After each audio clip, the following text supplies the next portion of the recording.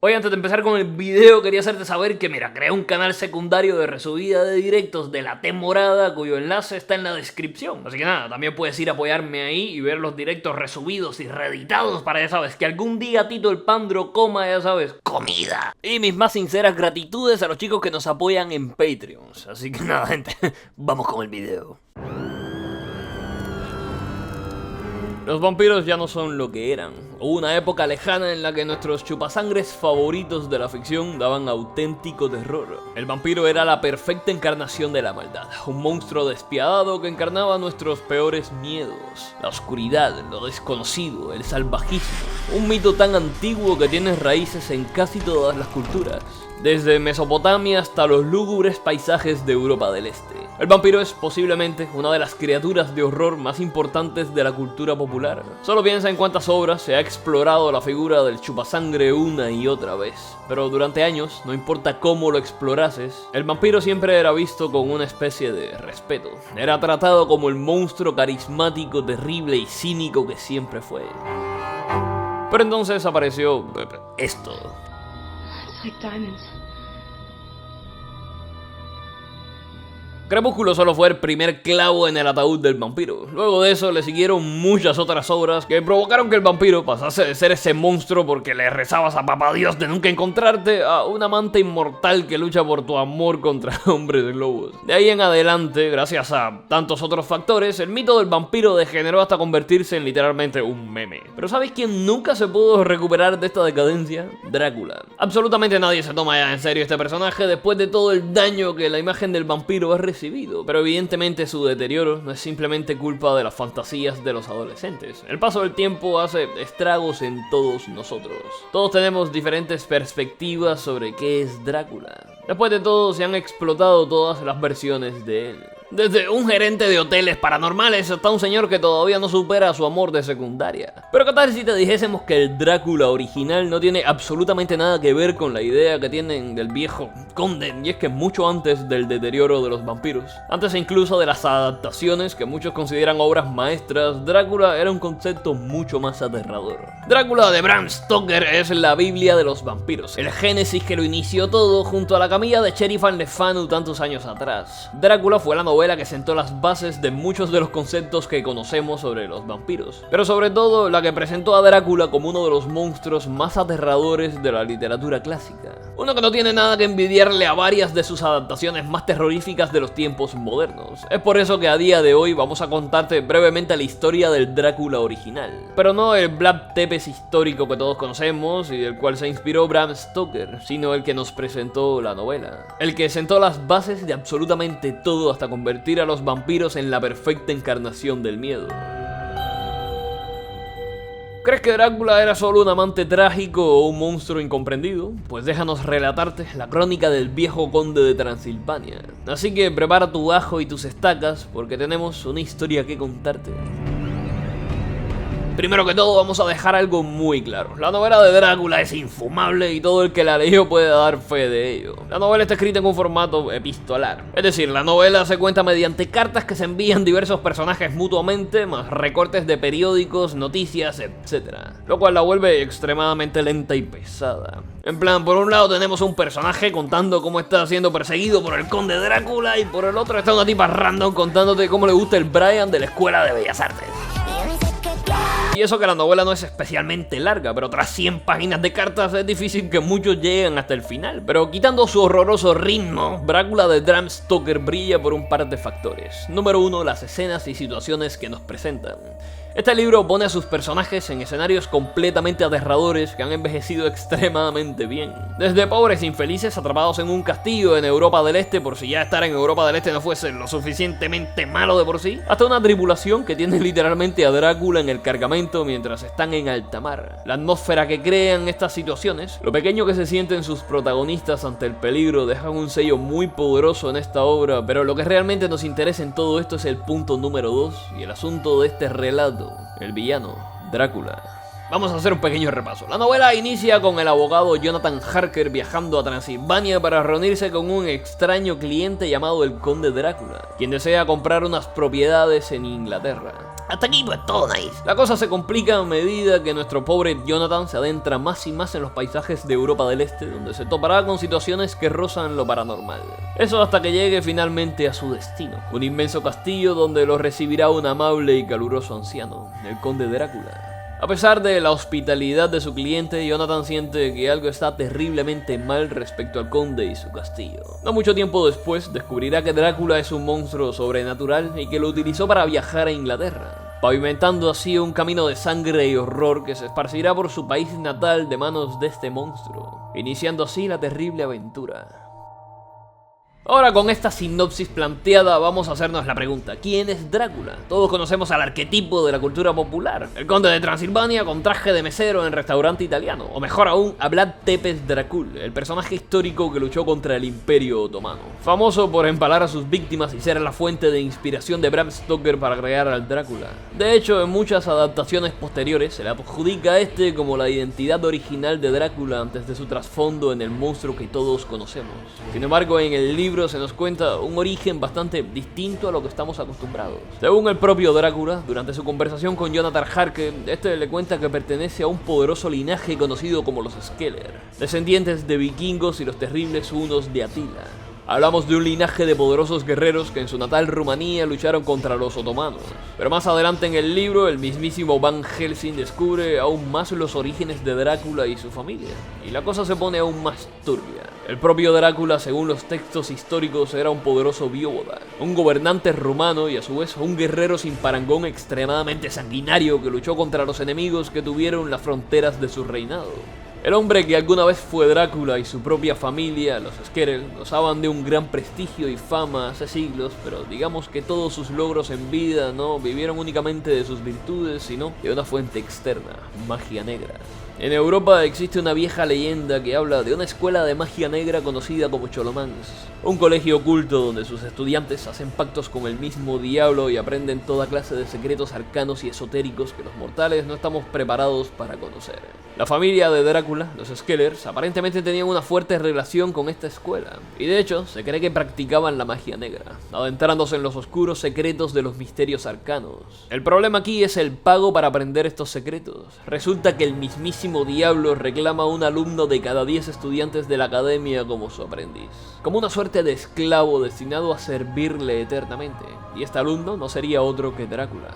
El antaño glorioso guerrero se volvería un sirviente del diablo, un aprendiz de las artes oscuras que terminaría alcanzando la inmortalidad, conociendo todo el amplio alcance de los poderes oscuros, transformándose por ende en un vampiro. Desde entonces, este monstruo ha pasado siglos alimentándose de la sangre de los vivos, tanto para subsistir como por puro placer. Y es aquí donde tenemos la primera gran diferencia con muchas de las futuras adaptaciones. Este Drácula no es un ser trágico que perdió a su esposa o un tipo que lamenta su inmortalidad, sino todo lo contrario. Este ama su estado actual, ama traer sufrimiento a sus pobres víctimas, y el único remordimiento que tiene en su corazón es el de no poder brindar más terror a más personas de las que ya lo hace. No puedes negociar con este Drácula, no puedes comprenderle ni mucho menos disuadirle. Después de todo, no puedes frenar a una bestia de alimentarse de su presa. Ya por aquí te podrás imaginar la clase de monstruo del que estamos hablando. Durante toda la novela, las apariciones de Drácula son muy imponentes. En el mismo momento que aparece, sientes esa aura de peligro, como algo terrible que estás a punto de conocer. Y lo que lo hace tan amenazante es precisamente las herramientas que tiene para conseguir sus fines. Estamos seguros que como mínimo tienes una idea de un par de poderes clásicos entre los vampiros. Esta novela prácticamente los creó junto a sus debilidades y todos los clichés que conocemos, pero les da un giro muy interesante. En primero, ¿recuerdas la típica debilidad de la luz del sol? Pues negativo. Drácula es inmune a la luz del sol en su versión original. De hecho, en una ocasión el tipo pasea por las calles de Londres como si nada, disfrutando el sol matutino como un transeúnte más. El único pero es que no puede usar sus poderes a la luz del día, pero eso no quita que carezca del principal talón de Aquiles de la inmensa mayoría de vampiros en la ficción.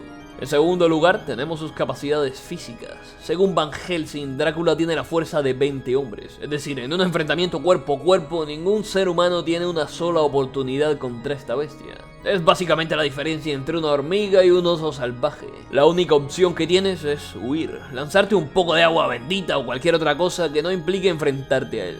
Esto hace de Drácula un monstruo con el que literalmente no hay manera de derrotarle. De hecho, la única forma que tienes en el libro es vencerle mientras aún está dormido en su ataúd.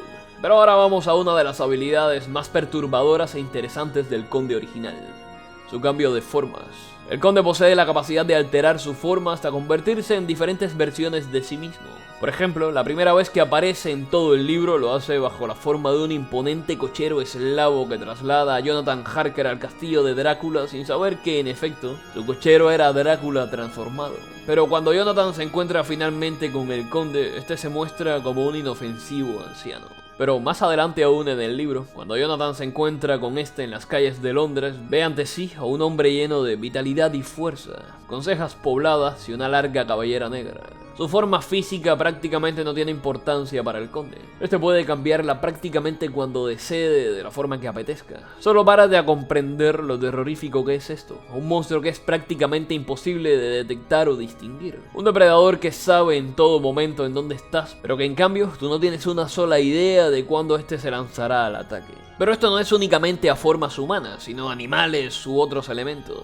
El conde puede convertirse en un simple murciélago, en niebla o hasta la peor de todas, un gigantesco hombre lobo. Este poder es más terrorífico de lo que parece. Imagina estar huyendo del conde y que repentinamente sientas un gigantesco lobo negro corriendo directamente hacia ti. E incluso si logras lastimarlo, Peta aparece minutos después para defender los derechos de los lobos. Y como estos tenemos otros tantos poderes aterradores. Su capacidad de manipular otras criaturas de la noche, como alimañas, lobos e insectos. La hipnosis o hasta su control de la nigromancia. Drácula puede crear más y más vampiros drenando la sangre de sus víctimas. Sirvientes no muertos que le servirán en la otra vida como extensiones de su terrible voluntad. Como es el caso de Lucy Westerna, personaje la cual Drácula convertirá en la terrorífica Dama de Sangre.